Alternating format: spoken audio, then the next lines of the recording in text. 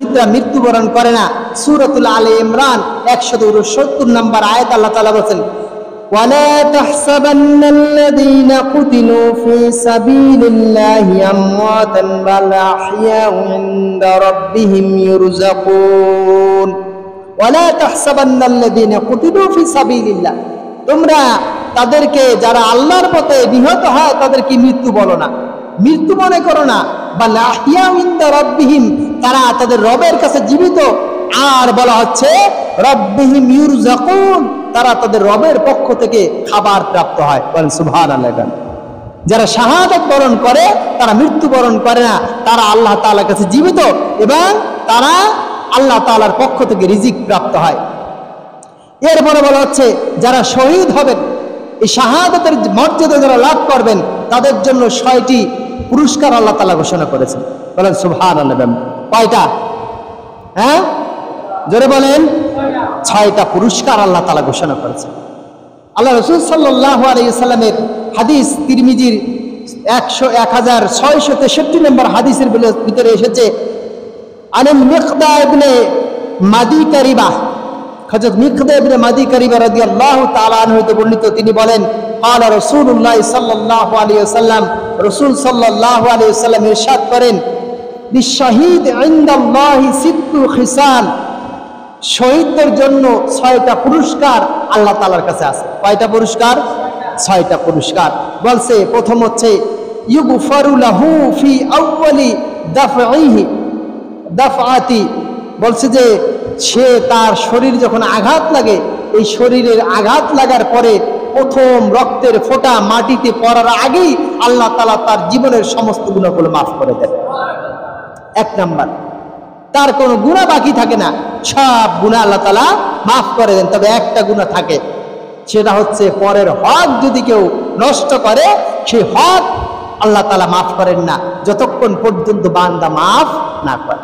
তাহলে দেখেন এখানেও কিন্তু একটা গুরুত্বপূর্ণ পয়েন্ট, যে আল্লাহ তাআলা শহীদের সব কিছু মাফ করে দেন, কিন্তু পরের হক নষ্ট করলে সেটা মাফ করেন না। তাহলে শহীদের ব্যাপারে যদি এই বক্তব্য থাকে, তাহলে অন্যদের অবস্থা কি? অথচ আমরা কি অ্যাভেলেবেল মানুষের হক নষ্ট করি। এই গত পরশু দিনে আমির হামজার মাহফিলে চালনায় ছিলাম, শুনতেছিলাম, তিনি একটা হাদিস বলছিলেন, জানার তো কোনো শেষ নাই। শেষ আছে বলেন? হ্যাঁ, আমি চেষ্টা করি বিভিন্ন জায়গা থেকে তথ্য সংগ্রহ করার। তো তিনি বলতেছিলেন, যে ব্যক্তি অন্যের সম্পদ নিজের হাতে রাখে এবং সে ওই সম্পদের মালিক নিজেকে দাবি করে, তার ব্যাপারে আল্লাহর বক্তব্য হচ্ছে, রাসূলের বক্তব্য হচ্ছে, সে ঈমান থেকে খারিজ হয়ে যায়। বলেন নাউযুবিল্লাহি মিন যালিক। সম্পদ আমার না, অথচ আমি কি করছি? এই সম্পদের দাবি করে বসে আছি। এরকমের আছে না? বলেন। অসংখ্য আমার ভাইয়ের হক আমি নষ্ট করে আমি নিজের নিয়ে নিয়েছি, আমার বোনের হক আমি দেই না, আমি নিয়ে নিয়েছি, আমি আমার মেয়ের হক নষ্ট করেছি, আমি আমার ছেলের হক নষ্ট করেছি। এ তো গেল আত্মীয়দের ভিতরে। এছাড়াও অন্যের জমি দখল করা, অন্যের জমি নিজের কাগজপত্র বানায় নিজে নিয়ে নেওয়া, অন্যের টাকা নিজের পকেটস্থ করা, এরকমের হাজারো অপরাধ আছে যেটা আমরা করছি, প্রতিনিয়ত হচ্ছে। রাষ্ট্রীয় সম্পদকে আমরা নিজের সম্পদ বানিয়ে নিয়েছি, চলছে এরকমের অপরাধ। বলছে এই ব্যক্তি ইমানদার দাবি করতে পারে না, সে কি হয়ে যায়? ঈমান থেকে খারেজ হয়ে যায়। তাহলে এরকমের ঈমানহীন কত মুমিন আছে না? কথা বলেন। তাহাজ্জুদ গুজার আছে না? হ্যাঁ, আছে। বলা হচ্ছে এদের ঈমানই নাই, তাহলে এরা জান্নাতে যাওয়ার দাবি করবে কিভাবে? ঈমানে যাওয়ার জন্য প্রথম শর্ত হচ্ছে, জান্নাতে যাওয়ার জন্য প্রথম শর্ত কি? ঈমান থাকে। প্রথম শর্ত কি? আমরা জানি যে, সবাই হাদিসটা জানি, as-সালাতু মিফতাহুল জান্নাহ, নামাজ হচ্ছে বেহেশতের চাবি। তো এই নামাজ হওয়ার আগে আল ঈমানু মিফতাহুল জান্নাহ, ঈমান হচ্ছে জান্নাতের চাবি।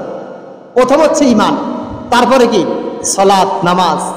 ঈমান ছাড়া নামাজ পড়লে এই নামাজ কি কোনো কাজে লাগবে?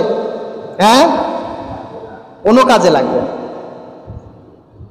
স্বাধীনতার সময়, ৭১-এর সময় অনেক হিন্দুরা নামাজ পড়ছে, অনেক হিন্দুরা সূরাও শিখছিলেন, নামাজও পড়ছিলেন।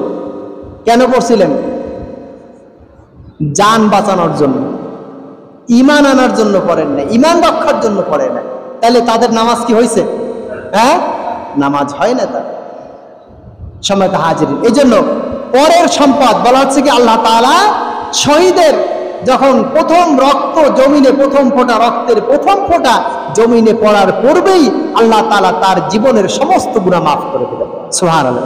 2 নম্বর বলা হচ্ছে ওয়ারাউ মাকআদাহু মিনাল জান্নাহ, এবং তাকে ওই অবস্থায় জান্নাতকে দেখানো হবে। সুবহানাল্লাহ। কি করা হবে? জান্নাত দেখানো হবে। মুমিন যখন শাহাদাত বরণ করছে দেখবেন যে সে তাকিয়ে আছে আসমানের দিকে। যেমন কি বলা হচ্ছে, আসিয়ার ব্যাপারে বলা হচ্ছে, আসিয়াকে যখন ফিরাউন হত্যা করতেছিল, মারতেছিল, তখন তার কাছে আল্লাহ তাআলার কাছে ফরিয়াদ করছিল, আল্লাহ তুমি আমার জন্য জান্নাতে একটি ঘর বানাও। আর সেই আল্লাহ তাআলা তার কামনা অনুযায়ী জান্নাতে একটি ঘর বানাইলেন।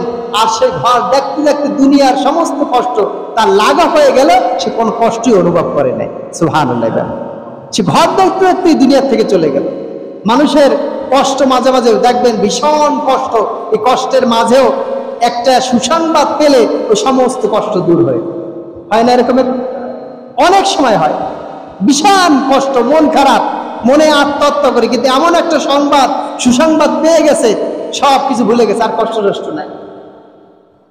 তো আল্লাহ তাআলা এই বান্দাকে কষ্টের যাতে লাঘব হয়ে যায়, কষ্ট যাতে না পায়, তার অনুভূতি যেন কষ্টের না থাকে, এই জন্য আল্লাহ তাআলা প্রথমেই তাকে জান্নাতে যে তার জন্য ঘর তৈরি করেছেন সে ঘরটা দেখাইতে থাকেন।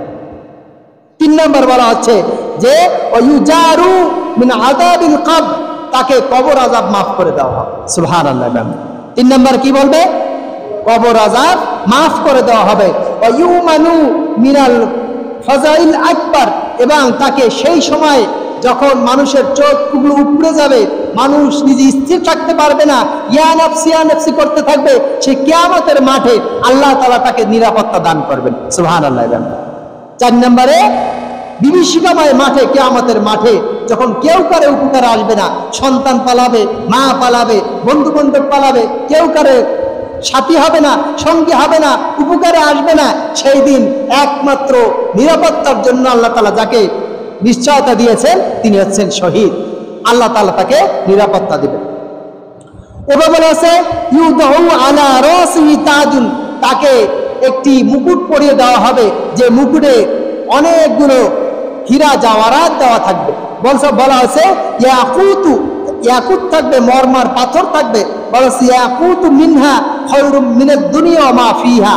বলছে যে এই তার একটি মুকুটে যে পাথরগুলো দেওয়া থাকবে, ওই পাথরের একটা পাথরের মূল্য হচ্ছে দুনিয়া এবং দুনিয়ার মধ্যে যা কিছু আছে তার চেয়ে উত্তম। মানে সুবহানাল্লাহ, তার চেয়ে উত্তম। বিশ্বাস হয়?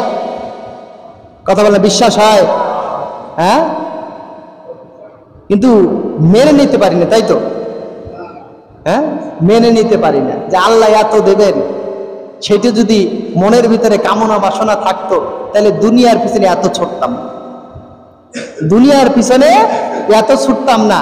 আমার সময়কে আমরা মনে করেছি এই 10 মিনিট করে হিসাব করে 5 ওয়াক্ত নামাজে 50 মিনিট হচ্ছে ইবাদত, এরপরে হচ্ছে ওই কি বলে রমজানে কিছু সময় ইবাদত, এই বাস এই নির্দিষ্ট কাটে ইবাদত দিয়ে সব শেষ। আর বাকি সময়গুলো এটা আমি যেমন খুশি তেমন ব্যবহার করতে পারবো নাকি? হ্যাঁ, কথা বলে না? যেমন খুশি তেমন ব্যবহার করা যাবে এই সময়টা? 24 ঘন্টার 24 ঘন্টায় আল্লাহর ইবাদতে থাকতে হবে। সবাইতে হাজিরিন। এরপরে বলা হচ্ছে যে ওয়ায়ুজাওয়াজু ইসনাতাইনি ওয়া সাবঈনা জাওজাতান মিনাল হুর আইন। বলছে চক্ষু ডাগর চক্ষু বিশিষ্ট যে হুর থাকবে, বলা হচ্ছে 72 জন হুরের সাথে তাকে বিবাহ দেওয়া হবে। সুবহানাল্লাহ বলতে পারলেন না? হুর কি চেনেন? হ্যাঁ, দুনিয়ায় একটা মেয়েকে পাওয়ার জন্য একটা ছেলে রাতের পর রাত জাগে, মেসেজ করতে থাকে, তার ঘুম হারাম হয়ে যায়। হ্যাঁ, তাকে দেখা করার জন্য কত দূরে চলে যায়, এমনকি দেশ থেকে বিদেশও যায়, জীবনের ঝুঁকিও নেয়, অনেক সময় মার্ডারও করে ফেলে একজনকে আরেকজন। একটা মেয়ে তার ছেলের বয়ফ্রেন্ডের সাথে ভেগে যাবে, তাই কি করে পিতাকে হত্যা করে ফেলে, মাতাকে হত্যা করে ফেলে, এই ধরনের ঘটনাও ঘটায়। কিসের জন্য? দুনিয়ার সামান্য একটু রূপসী, তেমন রূপসী না। হুরদের তুলনায় দুনিয়ার কোন নারী আল্লাহ তাআলা পয়দা করেন, যাকে কোনো জিন এবং না মানুষ স্পর্শ করে না। এমন হুর বলা হচ্ছে 70 জোড়া কাপড় পরবে। কয় জোড়া? জোরে বলেন। 70 জোড়া কাপড় পরার পরে এই যে হাড়ের ভিতরে যে মজ্জা থাকে না, যেটা আমরা মাঝে মাঝে যে নলা বলে, নলার ভিতরে যে মজ্জা থাকে, বলা হচ্ছে ওইটা আমরা খাই। ওই যে মজ্জা, ওই 70 জোড়া কাপড় পরার পরেও ওই মজ্জার ভিতরে, হাড্ডির ভিতরে যে মজ্জা থাকবে সেটা দেখা যাবে। তাও সুবহানাল্লাহ বলতে বললাম না। এত সুন্দর করে আল্লাহ সাজিয়েছে। বলা হচ্ছে হাদিসের ভিতরে এসেছে, সে যদি একবার উঁকি মারত, উঁকি যদি দুনিয়ায় উঁকি মারত, তাহলে এই দুনিয়ার সূর্য নিভে যেত। এখন যদি আমি বাইরে 1000 পাওয়ার একটা লাইট জ্বালাই এই দিনের ভিতরে, বলেন তো ওইটা কতখানি আলো দেখা যাবে? উত্তর দেন আপনারা। দেখা যাবে তো খুব আলো হবে? হ্যাঁ, আলো হবে। ঠিক ওই রকমের এই দুনিয়া যদি তিনি ওই যে উঁকি মারতেন, তাহলে তার আলোর সামনে, তার নূরের কাছে এই দুনিয়ার সূর্য একেবারে বিলীন হয়ে যেত, পাত্তাই থাকতো। বলা হচ্ছে তার যে মাথায় যে ওড়না ব্যবহার করবে, ওই ওড়নাটা এই দুনিয়া এবং দুনিয়ার মধ্যে যা কিছু আছে তার চেয়ে উত্তম। সুবহানাল্লাহ। আল্লাহ তাআলা এই হুর তৈরি করে রেখেছেন। কয়জন? 72 জন। হাদিসের ভাষা, আমার কথা না। এখন মা বোনরা যারা আছে তারা শুনলে তো কষ্ট পাইতে পারেন যে আমার স্বামীরে মনে হয় দখল করে নিয়ে যাচ্ছে। না, এই 70 জন 72 জন হুর থাকবে। এর ভিতরে আপনি যদি নেককার থাকেন, আপনি যদি ভালো থাকেন, আপনি যদি সালেহীন হন, আপনি যদি জান্নাতি হন, এই 72 জোড়ার আপনি হবেন কি? সর্দার হবেন। আপনাকে ওখানে রানী বানিয়ে দেওয়া হবে। কিন্তু আপনাকে কি করতে হবে? নেককার হতে হবে, সালেহীন হতে হবে, ভালো হতে হবে। সম্মানিত হাজিরিন, এরপর বলা হচ্ছে যে